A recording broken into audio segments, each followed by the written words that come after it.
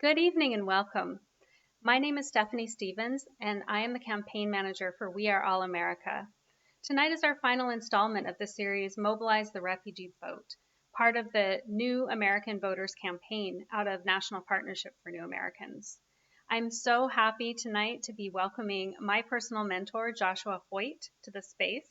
Joshua was the former NPNA executive director. He's also been an organizer for 44 years, an organizer, a strategist, somebody who's built power and changed politics in Chicago, in Illinois, and actually across the country. Please join us after the presentations conclude, where we'll be having a live question and answer period. You can ask these organizers your burning questions and be part of the discussion right here on Facebook Live. Thanks again. And now, Joshua. Hi, I'm Joshua Hoyt. On behalf of the National Partnership for New Americans and We Are All America campaign, we're going to talk a little bit about the lessons learned from building refugee and immigrant political power.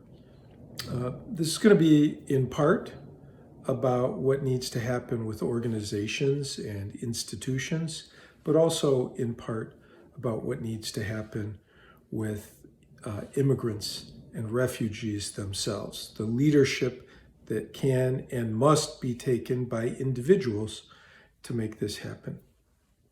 I've been organizing for 44 years in many different networks and many different places, much of it in the immigrant rights movement. And obviously I'm old and I'm gray, and we're sharing lessons learned. But these are the lessons learned by dozens and hundreds of activists and leaders from communities who want to be taken seriously in this democracy. It's not a spectator sport. This is something you have to get in and do. Democracy is a verb, and it will not work if people don't get in and get their hands dirty. There have been many victories and there have been many losses. We are clearly in a situation in which refugees, Muslims, Africans, immigrants in general, Latinos, asylum seekers are being demonized and are suffering from a severe backlash. There have been almost no refugees arriving in the United States this year. How do we change that? We have to be very serious about a path to power. And when we talk about a path to power, we talk about how the different parts of our movement can fit together to maximize policy wins, political wins for refugees, for immigrants, for asylum seekers, for actually human beings who want to and deserve to live in this country with dignity. Now, there is a big group of organizations that are primarily service providers and a smaller group of organizations that do policy. These are nonpartisan activities. They are good activities. They are good for the people that receive the services, and the people that are doing them are good people too. However, by themselves, they are not enough to protect and to support refugee and immigrant communities. And so, leading from the policy and the service work is the advocacy, the organizing, the alliance building, the leadership development that we need to take seriously if we are going to make democracy real. You know, many service organizations are led by very well-meaning whites who want to help. Democracy is done by the people who are directly affected, and it's not real unless they're at the table.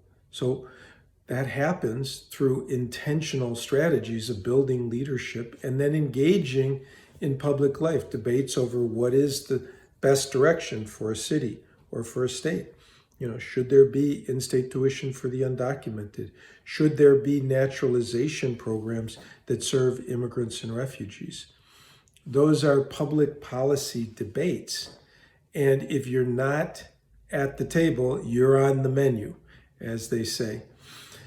But these nonpartisan activities of organizing and advocacy, alliance building, leadership training also are not enough. The path to power means that there is also a critical component of active civic engagement. We live in a democracy, and therefore we need to use the tools that make democracy work for the people. Those include nonpartisan activities such as naturalization, helping people become citizens so that they can register, so that they can vote, so that they can be protected from deportation. Voter registration, encouraging people to get out to vote. These are nonpartisan activities. They can be done as C3, but then 501c3, in other words, charitable work, tax-exempt work. However, there is then the step of going into doing endorsements, doing partisan political activity, training and running candidates. This is part of an entire continuum of building civic power, building engagement for our communities. There are people who say, oh, no, I don't want to be involved in politics. Politics is dirty. Oh, no. That we're nonpartisan. We're not allowed to do this according to the taxes. That's not true. And it's not helpful to the community. What we used to say in Chicago is if you cut a snake in 3 pieces, you don't have 3 snakes. You have 1 dead snake. So the services and the policy, the organizing and the leadership development, and the civic engagement, nonpartisan and partisan, are part of a coherent, integrated path to power. Today we're going to hear case studies from a number of places who have learned a lot. You're going to hear from a Palestinian American who went from being a policy person to being a political person to back to being a policy person to being a candidate in the Chicago area, and has been an integral part of this path to power, which has actually changed politics for the better for refugees and immigrants in the state of Illinois. You're going to hear from a Somali, the son of the Somali community in Minnesota, who has participated in the kind of organizing that resulted in the first Muslim congressman in the United States, Keith Ellison, and then Ilhan Omar, a Somali refugee representing Minneapolis in Congress. And finally, the story of Tennessee. Lisa Sherman Nicholas is going to talk about their transition from alliance building to actual political running and endorsing candidates as a C4. This is a deep red state, and it shows that this work is not only viable in communities like Chicago or Minnesota, but it also goes in places like Nashville and Memphis. Underneath all of it, you're going to see some core principles. One of them is that electoral power alone is really a function of ambition and is often valueless. Electoral power connected to community organizing, the people, the needs, the leadership of a community is transformational. And it's actually is a much better strategy in the long run for the electoral power itself. A second one is that this is not an overnight kind of thing. The framework should be a 10-year framework or even a 20-year framework. How do you build institutions? How do you train leaders? How do you support leaders and build collectives of leaders over time? How do you finance this movement? Who does what? How do the pieces fit together? This is something that as organizations and also as individual leaders, we need to think about and take seriously.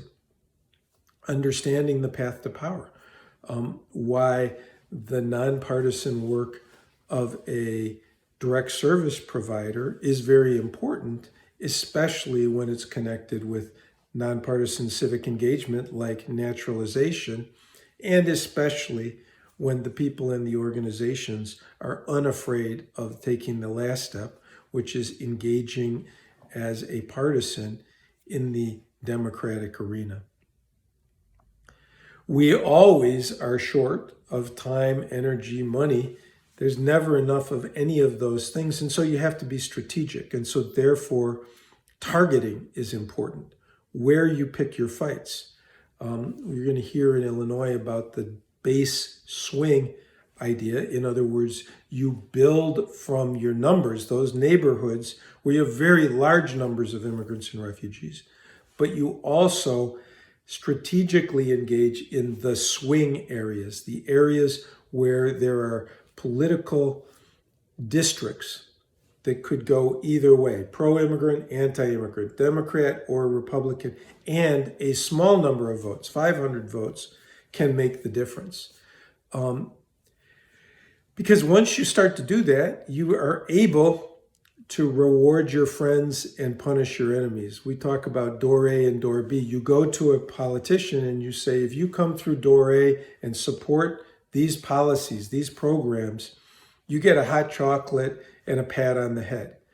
But if you go through the other door and you demonize, you polarize, you hurt our communities, you get a punch in the nose and a kick where it really hurts. And then politicians are rational actors. They're not going to believe you at first. They're going to say, you can't do that to me. And they'll walk through door B. And the first time an anti-immigrant politician loses his job because of that, I guarantee you all of the other politicians will look at you differently. And you're going to hear that tonight. The other thing is that if there's somebody who is genuinely believes in a diverse, vibrant democracy, or is from your community, or even one of those, what do they call them, foxhole believers who had a conversion experience because it's expedient for them politically, okay, then those friends get rewarded politically. Turn your negatives into positives. When people work in small, linguistically, racially, religiously isolated or minority communities, it's easy to think that politics does not work. It's actually not true. Every negative contains a positive. For example, your community doesn't speak English very well. That means that word of mouth, WhatsApp, Facebook groups, and ethnic media make information travel like a wildfire within the community. And the community can mobilize itself in its entirety and catch the dominant culture, the political actors, by surprise. So the negative of isolation becomes the positive of mobilization. We'll talk more about this.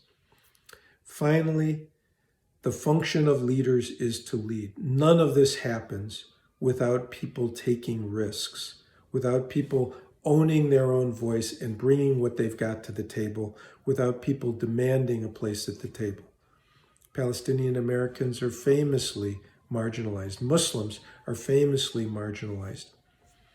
You're going to hear from people tonight who have broken through that, who have actually run for office and lost.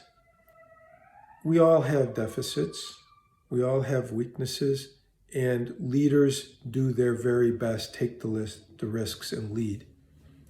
But without further ado, let's go into the case studies of Illinois, of Minnesota, and of Tennessee.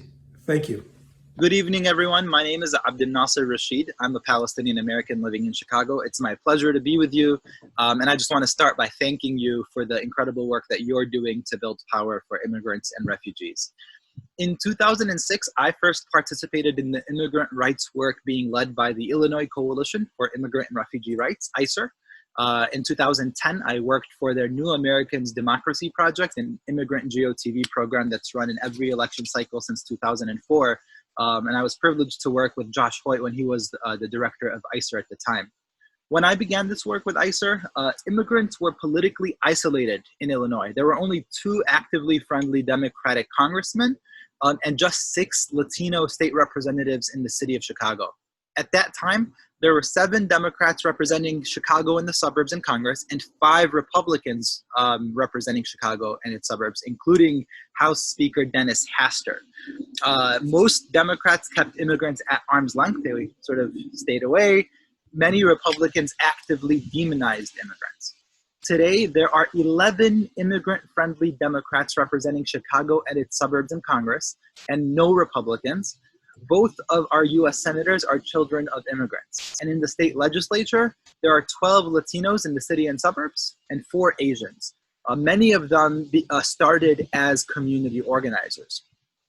During these last 15 years, we've trained a generation of Latinos, Asians, Africans, and Muslims in political organizing, created organizations to get out the vote in each of these communities, and we've run campaigns from local school boards to the U.S. Senate. During these years, I've personally run the field political campaigns of Congressman Chuy Garcia for mayor of Chicago, Senator Bernie Sanders for president. I was the deputy director of his Illinois campaign. And I've been a candidate myself for Cook County Commissioner and Cook County Board of Review. The result of this work has been to make Illinois one of the most immigrant-friendly states in the country. We have non-cooperation with ICE. We have sanctuary agreements and ordinances that have passed in the city of Chicago and Cook County and at the state level. We have health care for undocumented children and seniors. We have driver's license for undocumented immigrants. And state budget line items of about $23 million annually for immigrant naturalization, legal services, and human service translation and interpretation. So it's a huge shift in the last 15 years. There were several principles that were key to our success under the guidance and leadership of incredible leaders, including Josh and so many others. Number one, we created a system to train a multi-ethnic generation of immigrant electoral organizers. I was just in high school when I started this work. Here I am now in my early 30s, continuing to work with immigrant rights groups locally and nationally, and continuing to build on this work. We built electoral alliances between Latinos, Muslims, Asians, and Black diaspora immigrants. So that's number 2. Number 3, we built electoral coalitions both in our base, in our port of entries, as well as in the suburban communities where diverse groups of immigrants were moving to. Number 4, we worked both to elect supporters and our own leaders, as well as to defeat and humiliate anti-immigrant elected officials. And this included anti-immigrant or even overly cautious Democrats. Number 5, we tied our electoral support or opposition to concrete issues like healthcare for undocumented immigrants, driver's licenses, or funding for immigrant services. Number 6, we fought for, won, and controlled millions of dollars a year for immigrant and refugee services, concrete support for service organizations who were involved in this work. This was 15 years of work. It was slow and hard work, and it's ongoing. There are hundreds of us getting trained, taking risks, winning and losing, sometimes heartbreaking defeats, including my own electoral losses. And we still don't have any Arabs or Muslims in prominent elected office here in Illinois. But the result has been the political transformation of Illinois. Democrats no longer take immigrants for granted, and Republicans generally don't polarize against immigrants because they could lose their elections. This is especially true in Chicago and its suburbs, maybe less true in other parts of Illinois. We have our own electoral champions in office. We had Congressman Luis Gutierrez and now Congressman Chuy Garcia and others who are strong champions of immigrant rights. And we've been successful in advancing our policy and program agendas. I hope this has been helpful to all of you, and I look forward to hearing from you. Thank you. Bye-bye. Hi everyone, my name is Lisa Sherman-Nicholas, and I'm the Executive Director at the Tennessee Immigrant and Refugee Rights Coalition and Turk Votes, the organization's political arm. Thanks so much to Josh and for NPNA for inviting us here tonight. I think a lot of the lessons that we have learned here in the deep red South in Tennessee are really lessons that should be transferred across the country, and things that I think can really help people to build power within their own communities. And so I'm going to just share a little bit about how we've been building support for immigrants and refugees across Tennessee. For those of you who don't know, we're a grassroots immigrant and refugee-led organization that has been around for about 16 years. Tennessee has one of the fastest growing immigrant and refugee population in the country, but it's still relatively small compared to the native-born population. So it's about 5%. And so for us here, we recognize that one of the ways for us to build power is not just by organizing immigrants and refugees, but also to build support within receiving communities. Tennessee is the buckle in the Bible Belt, and so we have been working specifically with faith communities and helping faith leaders have conversations with their congregations about the importance of welcoming immigrants and refugees, especially as it relates to their faith and their values. Another thing that we've been doing is we've been working closely with chambers of commerce, as well as businesses, educators, and other allied communities to help them understand the challenges and the opportunities that present with immigrant and refugee populations. The core of our work is really organizing, and so we organize directly impacted individuals across Tennessee to shape our campaigns. So we have a really multi-pronged strategy, but I think one of the most exciting parts of our work is 2 years ago we were able to form Turk Votes, which is a 501c4, our political arm of the organization. And we did this because we recognized that we needed new tools, especially in the Trump administration, to be able to talk to our communities about the elections and about the candidates, but also to bring progressive voters into our base. And we knew there was a lot of energy around the top of the ticket. And so we formed Turk Votes, and we've been talking to voters all across Tennessee every election cycle since then, and really helping people understand the stakes in the elections, both up and down the ballot. And we've been really able to build significant power. I think, some of the statistics are around how we've expanded the electorate.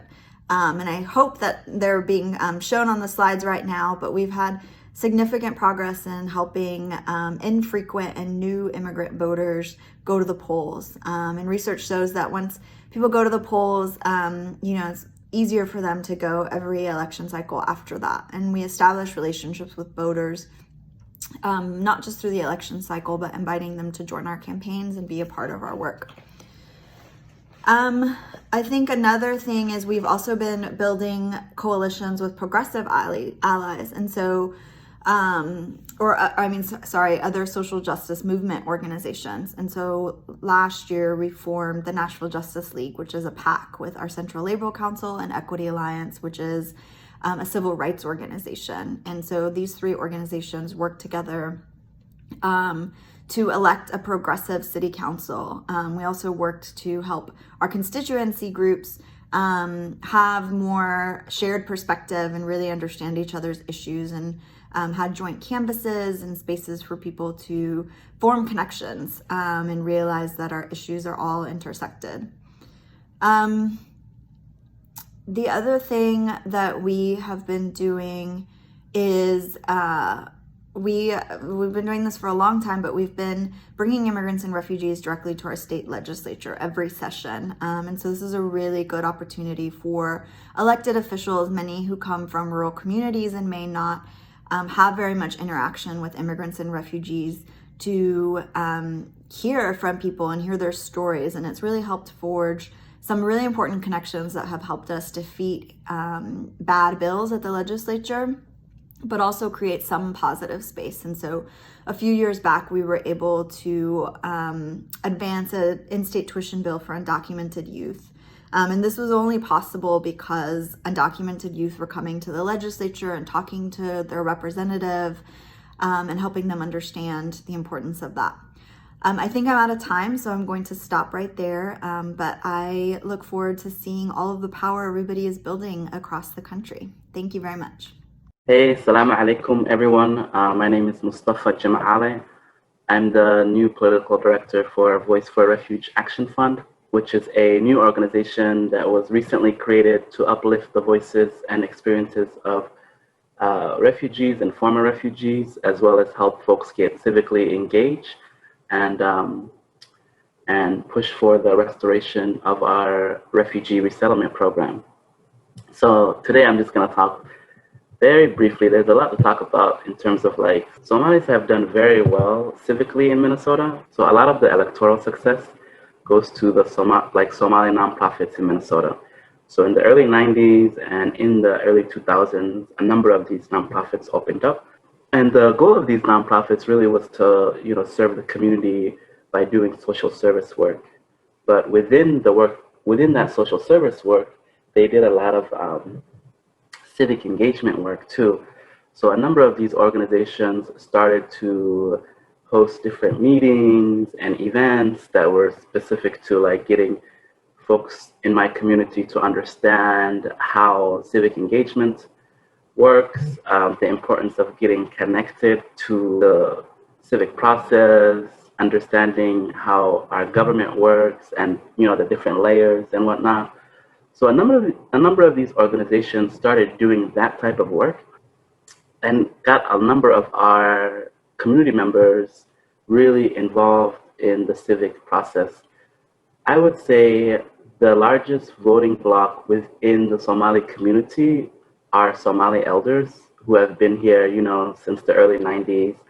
And these elders are so excited about voting. Yeah, every year they go out and they show up and vote for progressive candidates. And they really like listen to and lean on folks like myself who are community organizers and other community leaders, as well as these Somali nonprofits that have been really working to get our communities involved. So in the process of these organizations opening in Minnesota, there were a number of them that transformed from like being C3 organizations to C4 organizations.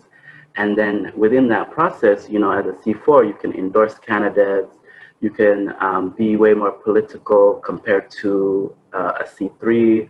And so a number of organizations started hosting candidate forums, started getting people connected to different elected officials who are running, and then also started to train different Somali leaders to themselves run for office. Slowly but surely, like Somali community organizers started to get plugged into the democratic process in Minnesota.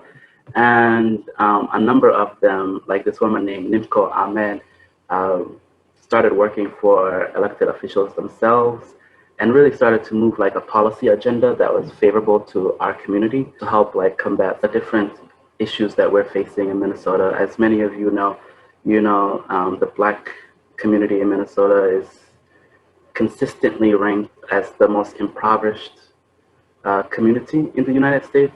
And so Black immigrants are also like really struggling in a different way sometimes.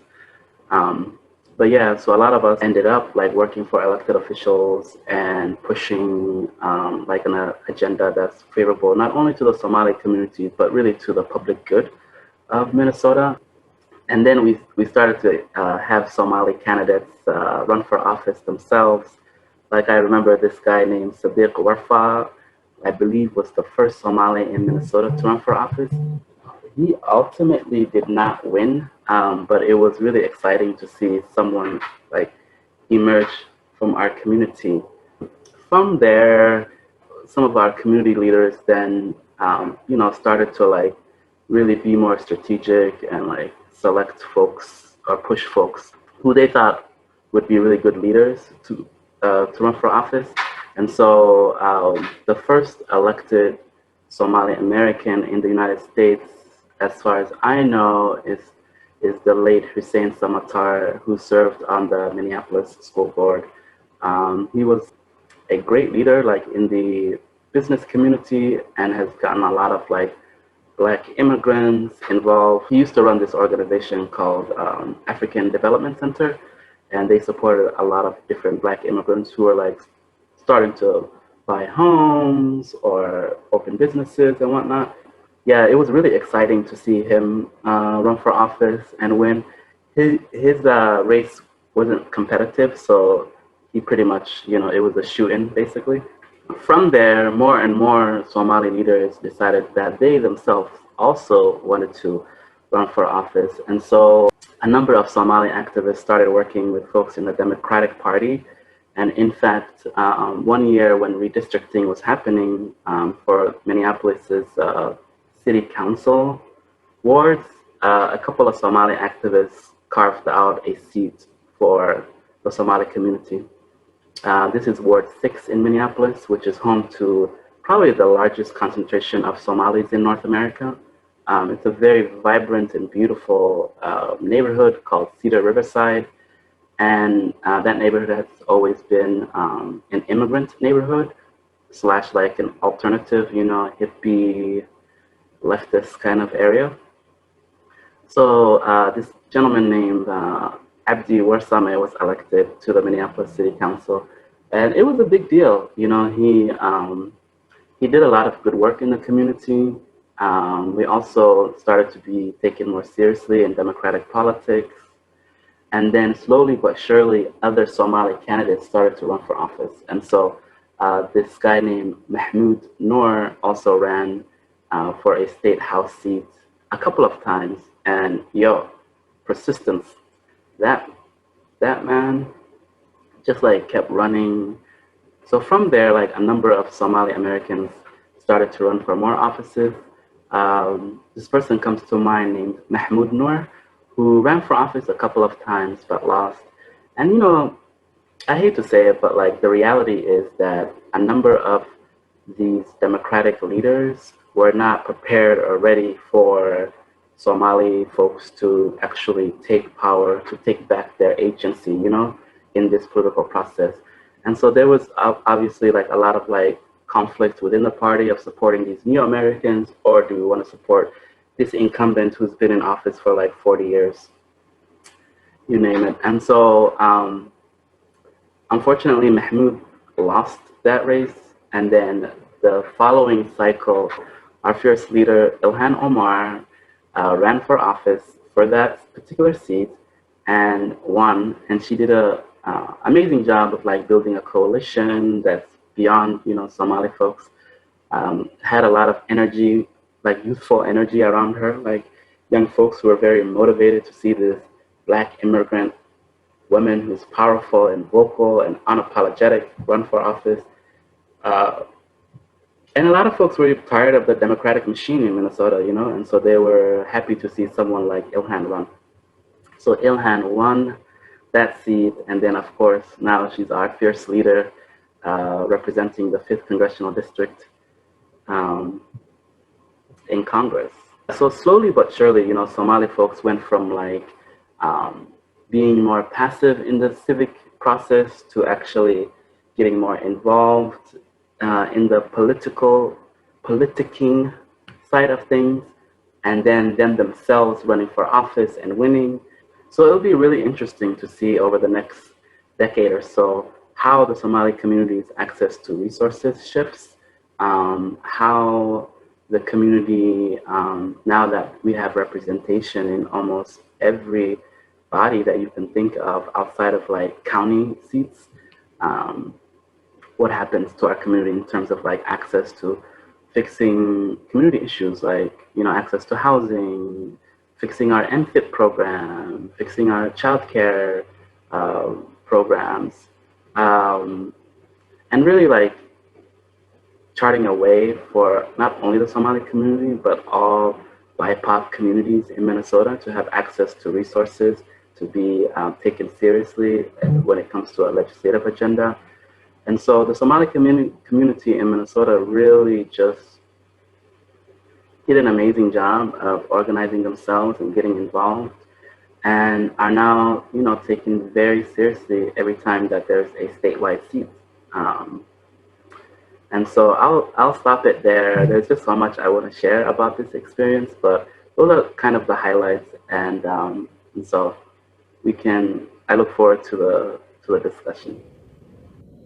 Okay, so let's bring this home. We've heard several stories of how refugee and immigrant power has been built in small communities, in isolated communities, in discriminated against communities, in very red states, as well as in very blue states. In every case, the refugee and the immigrant leaders started from positions of isolation, dispersion, discrimination, weakness, and they turned their negatives into strengths. What does that mean, turn your negatives into positives? Well, an example would be a community with smaller numbers and limited English, therefore isolated, therefore powerless. Those communities generally have very good ethnic media. They have very respected, recognized elders, and the communities can move together when there is excitement. Disrespect from the political class. That's always where we start. The opportunity is to take them by surprise. If they do not respect you, they do not expect you to take and act powerfully, and you can surprise them and elect your own or defeat an incumbent who is hostile to your community. Your elders may be isolated linguistically, culturally. The gift is the 1.5 generation, those born abroad and raised here, or raised here inside the community, who understand both the political systems of the United States and are respected and loved within the immigrant and refugee communities. But the last thing that I would like to say is that we've talked a lot about how you create systems for the path to power, for building refugee power, institutions, how takes place over time. But the last thing is that the function of leaders is to lead. In other words, a movement is made up of individuals. And everybody that you've heard from tonight is an individual that took risks, that didn't start as a community leader, but who made a decision to act on their core values and to strengthen their own skills and to build a team of people around themselves, to start with what they have and then to build outwards from there, to add on to it. The last message of this webinar is that there absolutely is a path forward. We are walking in the path of giants, but there is a path forward for each of us individually as leaders, and then organizationally building with teams of people, and then for us as a movement to make sure that the contributions of refugees and immigrants are respected and valued in our nation, and that people are treated with dignity. Thank you. Now we'll have some questions and answers. Thanks everyone for joining us. I hope you enjoyed those presentations. My name again is Stephanie Stevens, and I'm the campaign manager with We Are All America. Give folks a minute to find us here on Facebook. I also want to welcome to the panel Mohammed Shukri Hassan. Mohammed, say hi. Mohammed's an entrepreneur and activist, a significant experience that he has in public policy and immigrant integration. And he's here because he was the former director of Welcoming Tennessee initiative that expanded then into Welcoming America, and just has a lot of experience to share as one of the key central figures in that organization and in that state. So he's here representing that perspective. So welcome to you. Thank you, Stephanie.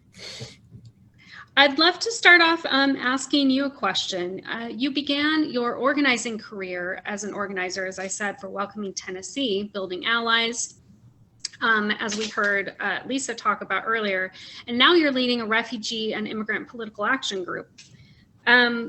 What do you think is the value of alliance building and building refugee and immigrant power?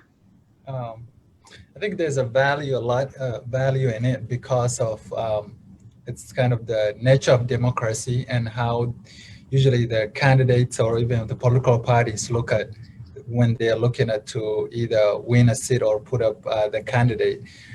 Here in Tennessee, our usually immigrant experience is very different from folks out in Southeast and other states because we are not your traditional getaway states, meaning that I myself 12 years ago moved from Georgia to Tennessee. And I found one thing I found out is that I was attending college here and people are so oblivious compared to, for example, my family got settled in Clarkston, Georgia. That's kind of a hub for immigrants and refugees. So when I get here, people are just very oblivious to the basics of who's immigrant, who's a refugee, and who's kind of, they don't know anything better. So through the welcoming work, one thing we did was we worked with receiving communities, especially whether they're faith-based, whether they're civic-based, and kind of just educated them around, immigration and immigrants and the kind of the communities that are coming here, whether they are transient from other state or directly settled here. And then that kind of led to what you just mentioned about this political action group. We established Turk votes because of what we've seen is a lot of anti-immigrants, a lot of national stuff that Trump has been doing the past 4 years. Tennessee and a lot of these like state like Tennessee and Arizona is usually the labs where they tried. So we set up this action group, and one thing we learned is that we did our numbers and found out that about like 500,000 immigrants statewide, and this is a state of almost 6.57 million people. And then we say we cannot do it alone. How can we build alliance with other groups? And usually we looked at the impacted community, the traditional working class labor groups that are predominantly white, and then the civil rights groups that are predominantly African Americans. So we get immigrant organizers and the organizers from those groups together to work on an issue on the state level.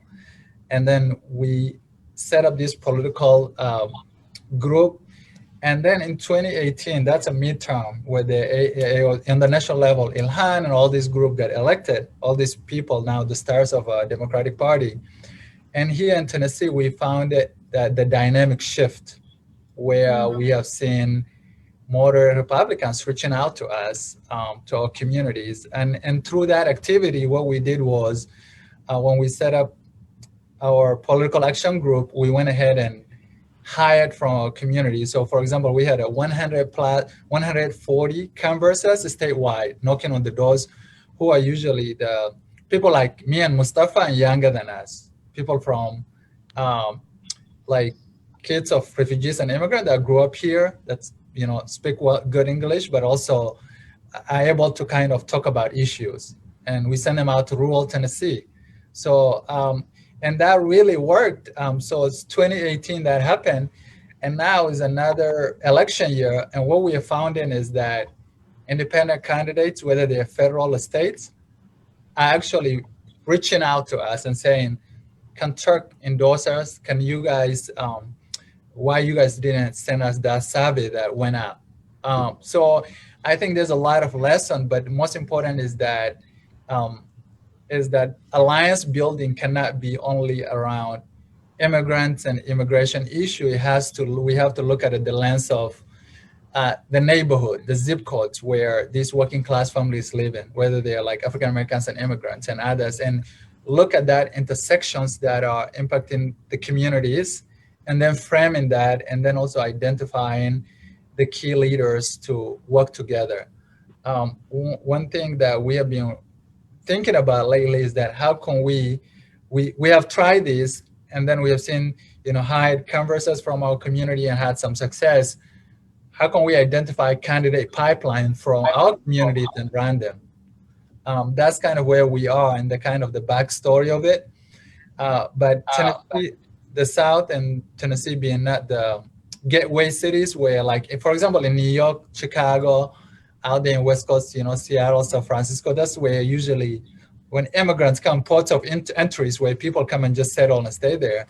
But here's the getaway where people settle someplace and maybe move here. So the population is smaller. And also the anti-immigrant policies and hate is also here, like very, very out here in your face kind of thing. So we kind of found that balance in between it. And we still kind of, it's an experiment that's still going, but we did had a really good success where now both federal candidates, state candidates are like pursuing immigrant communities and seeing their value in it. And I wouldn't say that we did it alone. You know, we worked with, you know, labor groups and civil rights groups at intersections where communities are looking at issues at the same, hey, this is impacting me, oh, it's impacting us too. And looking at candidates, especially during election seasons. Mm-hmm. That's incredible, and especially in a red state and in red cities as well, like Tennessee. That the alliance building strategies that you utilize are so important to be able to move policy and to move people. And it was really incredible to hear how you're doing that. Abdel Nasser, you spoke about rewarding friends and punishing enemies. I'm wondering if you can give an example or two of when this has happened. What does that actually look like? Thank you. Yeah, absolutely. There are two examples that I wanted to share from here in Illinois where one Republican and another Democrat lost their elections after taking terrible anti-immigrant positions. The first is Mayor Hyde of Waukegan, who I believe this was in 2009. He was up for re-election in 2009 and lost after being the first in Illinois to train his cops on the 287G program, which basically trains them on deportation enforcement. It makes them an extension of ICE. And the other person is Senator Carol Pankow, a Republican who every session, believe it or not, tried to remove undocumented kids from all kids. I don't know. I still don't understand how someone makes it their mission to take health insurance away from children. In her case, she had some vendetta against immigrant children. So each of them got a strong opponent, and in each case, they lost their elections. And it was not only were immigrants the margin that ensured that they lost their elections, but they actually got credit for turning those races. And what the impact of that, of course, is that it scares other politicians away from polarizing against immigrants. And it led to a much more immigrant-friendly landscape overall. So those are just two examples on both sides of the aisle.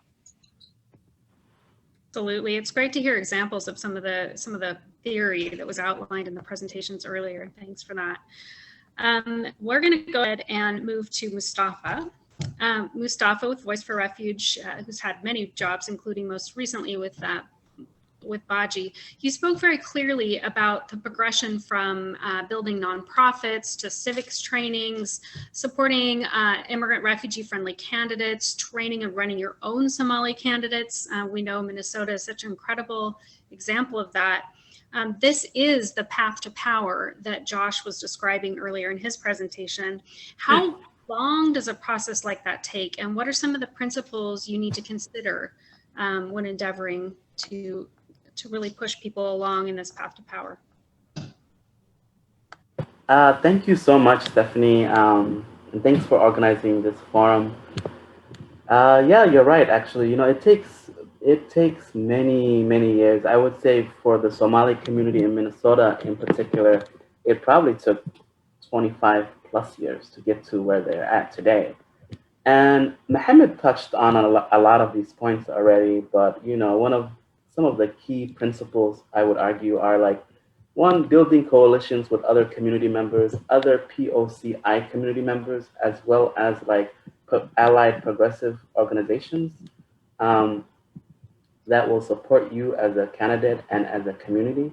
And so in Minnesota, there were a number of progressive organizations that ended up supporting a number of the candidates that ended up running.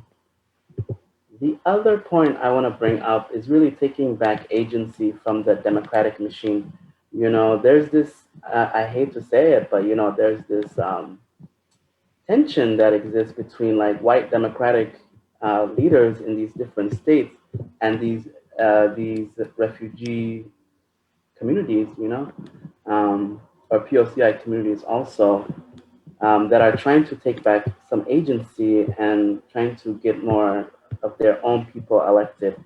And like it took a while in the Minnesota case, right, to move some of those folks. A number of the candidates that ended up being successful just ran on the energy of opposing the machine. For example, Ilhan Omar's race, right? She had a number of young progressive leaders that really went out to bat for her. She was challenging someone who had been in office for decades, and finally won, right? And prior to her winning that seat, there had been several other people of color, be it former refugees or immigrants, who had ran against this particular candidate. And so I think just like taking back that agency and, the democratic machine, like just really realizing that that it's time to give up, it's time to make space for our communities and to give up that power that so many of these members hold. And I also really think for, particularly the Somali community, centering women and not just focusing on when we are picking candidates internally, I really feel like centering women and other marginalized community members within the Somali communities or other communities is really important. We just can't have like our community be represented by men only, right? Um, so I was really happy to see Ilhan Omar come through in that particular race. And in Minnesota, there have been a number of women several who have won seats.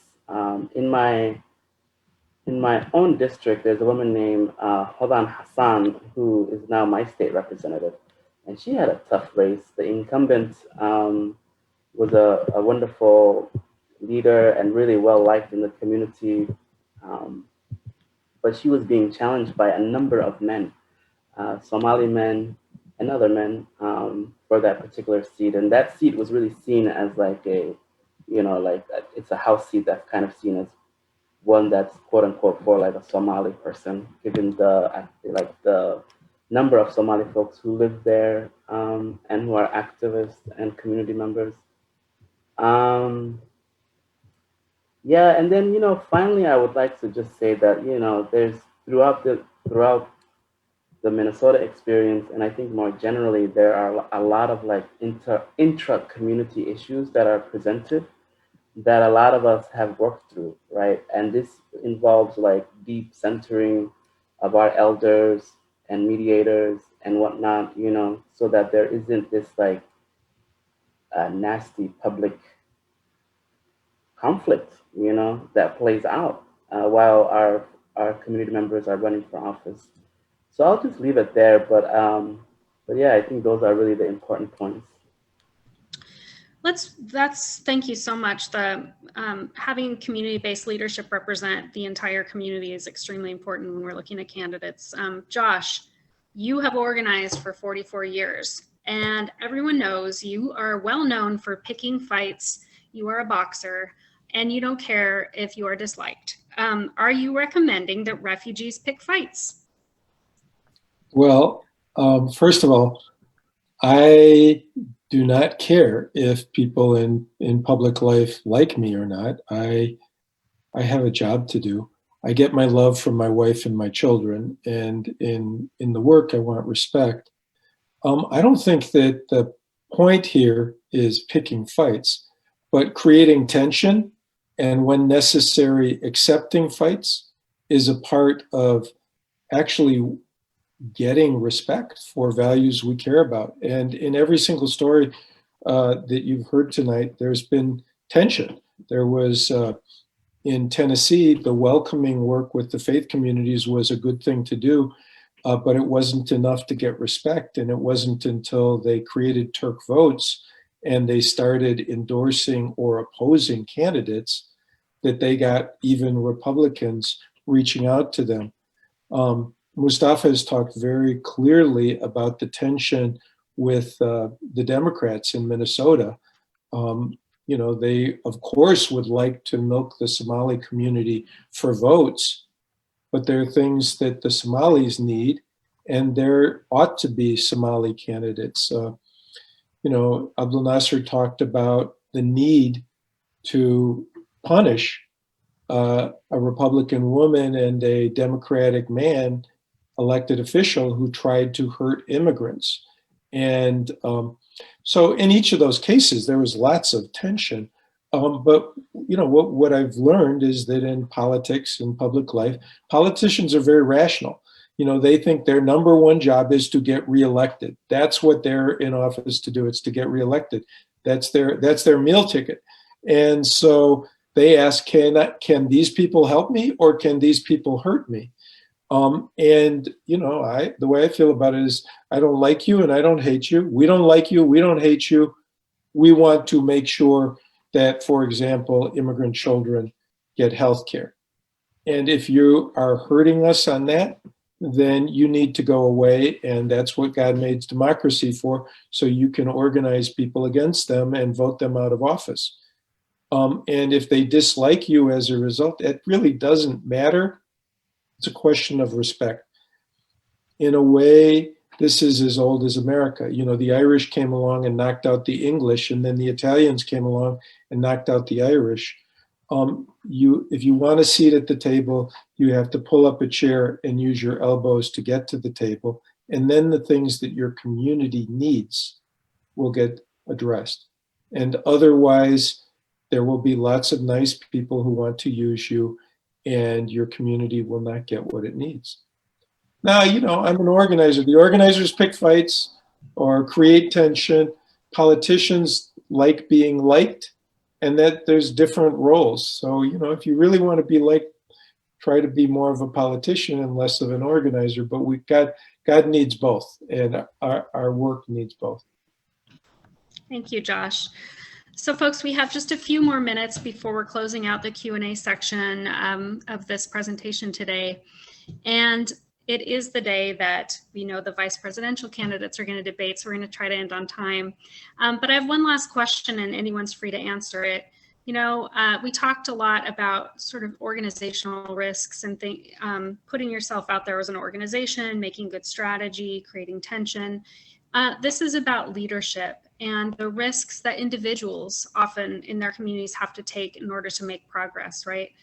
Does anyone want to describe maybe some risks that you've had to take as a leader?